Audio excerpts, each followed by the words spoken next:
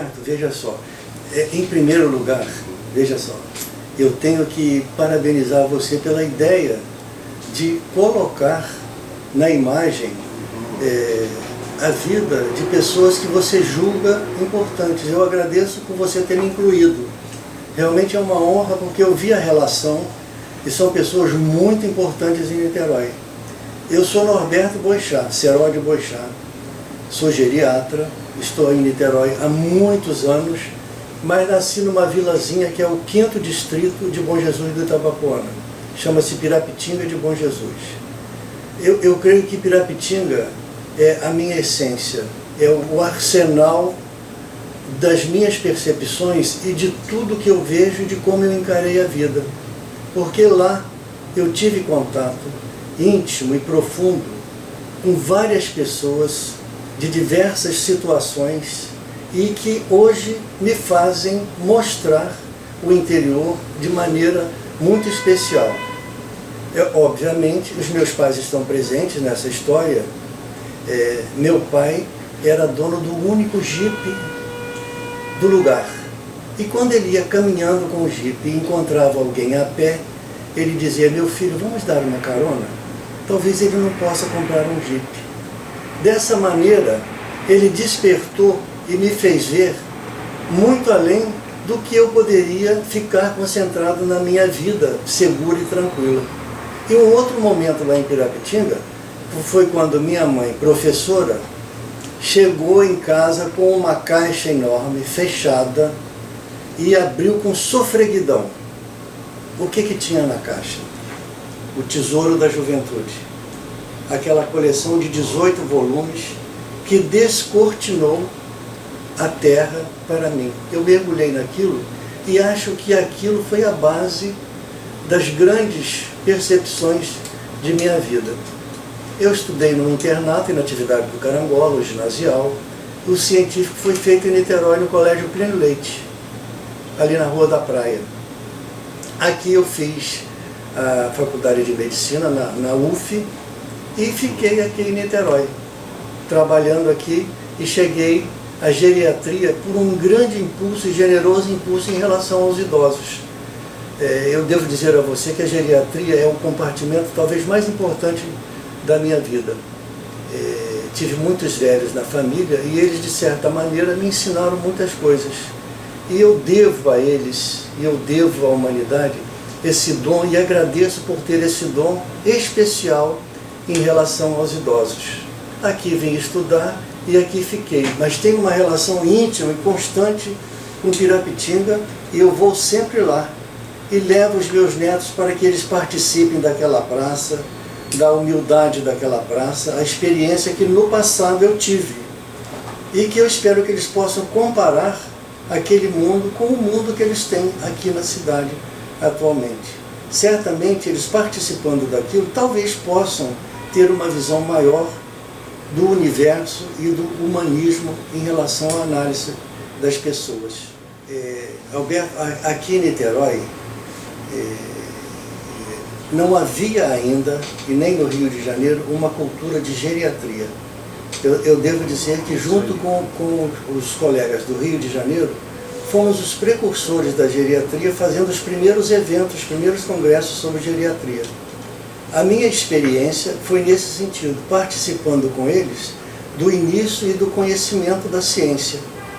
Porque não havia ainda uma residência em geriatria, existiam inúmeros cursos, os quais eu compareci, e inúmeros congressos. E dessa maneira eu construí a minha história na geriatria e me tornei uma pessoa, digamos, conhecida e bastante experiente nesse sentido. Eu considero que a geriatria e a gerontologia estuda os fenômenos do envelhecimento, até os fenômenos sociais, e a geriatria mais voltada para a patologia, para a doença. E em relação à geriatria e os acontecimentos em Niterói, eu tive uma grande experiência que foi dirigir por 30 anos uma instituição de idosos. Tive ali inúmeros contatos que fizeram da minha vida a percepção de uma compreensão maior da natureza humana e da história e o destino das pessoas. Essa experiência na geriatria, na clínica geriátrica, fez com que eu até escrevesse um livro, que é esse aqui, Me Dê a Mão, que tem várias histórias sobre idosos institucionalizados, idosos no consultório, e que construíram a minha bagagem e a minha experiência. Esse foi um momento muito grande. O outro é aqui no consultório, os fenômenos que ocorrem aqui no consultório. O encontro médico-paciente, o encontro de pessoas e a capacidade de ouvir e de esperar que nessa dimensão de ouvir eu tenha a história na qual está o diagnóstico fundamental. Esse aspecto de ouvir é da minha natureza, é da minha percepção do ponto de vista humano. Eu ouço muito e na conversa se faz o encontro, que é o fenômeno fundamental, não só da geriatria, da gerontologia, como da vida toda nossa. O caminho do homem, essencialmente, está no encontro. Devo dizer a você, mudando talvez um pouquinho o contexto aqui, o meu encontro com a professora Dalma Nascimento, porque ela, num certo sentido, fez com que eu percebesse que eu poderia, de alguma maneira, expressar melhor a minha experiência médica e humana através da escrita. Devo dizer que ela está me ensinando, me ensinou não, ela está me ensinando a escrever e a colocar na página a beleza que eu poderia ter construído do passado.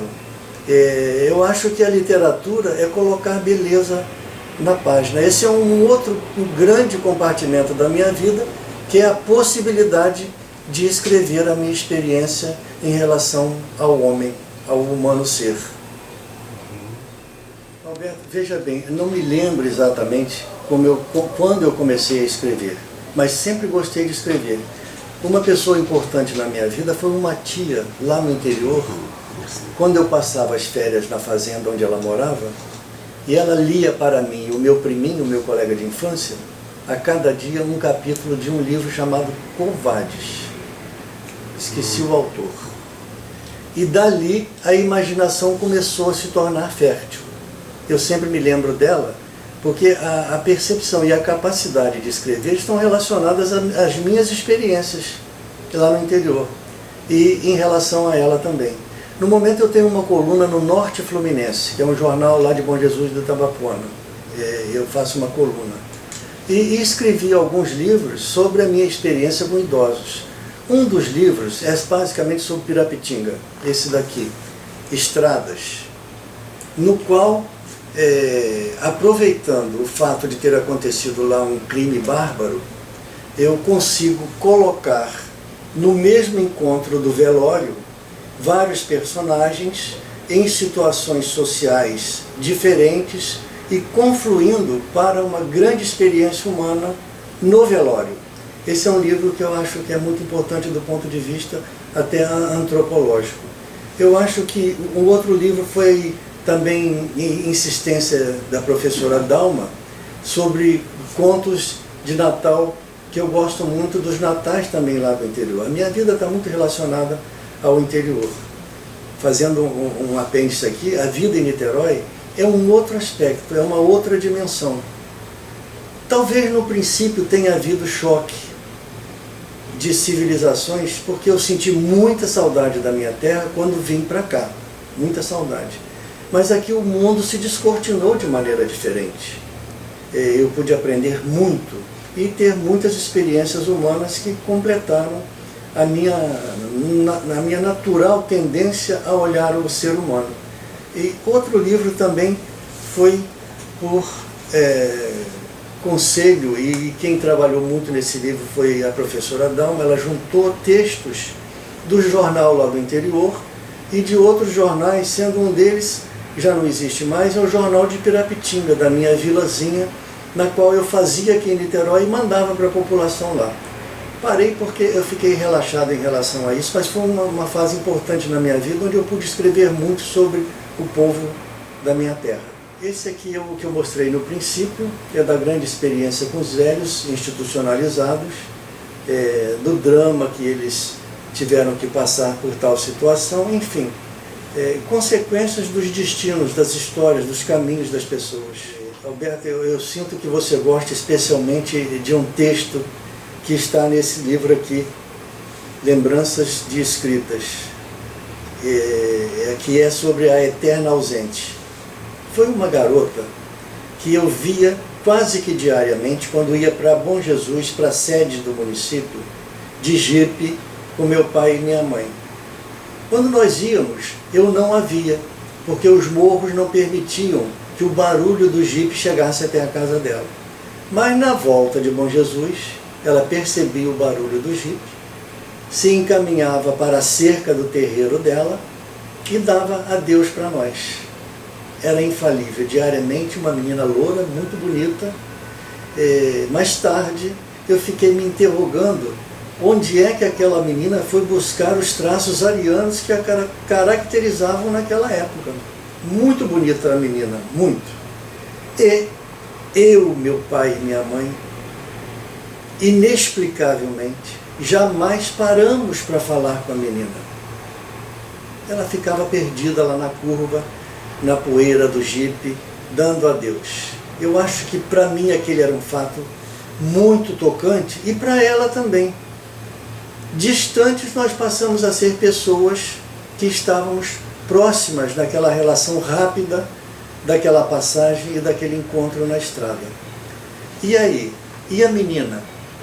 A vida deve ter levado não sei para onde, nunca mais a vi. A casinha não existe, obviamente não existe mais, era uma casinha muito simples. A estrada também já não existe, é uma estrada de asfalto que corta. E a menina ficou como uma grande mulher da minha vida, talvez a primeira mulher da minha vida. A lourinha da estrada. Alberto, quando você fala em alguns contos que eventualmente eu tenho assim, um carinho maior em relação a esse último livro, eu devo dizer que há um sobre o Pedro Mudo, que não conseguia se expressar e tentava vibrantemente participar da vida na vila, com gesticulação. Ele fazia um verdadeiro balé para tentar se comunicar. E o outro é sobre a Maria Leopoldina, que foi cozinheira da casa da minha avó, que teve uma vida absolutamente para servir.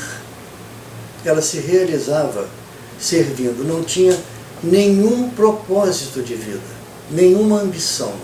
Nada estimulava senão aquela rotina do dia a dia e o carinho com que ela fazia aquilo e distribuía para nós.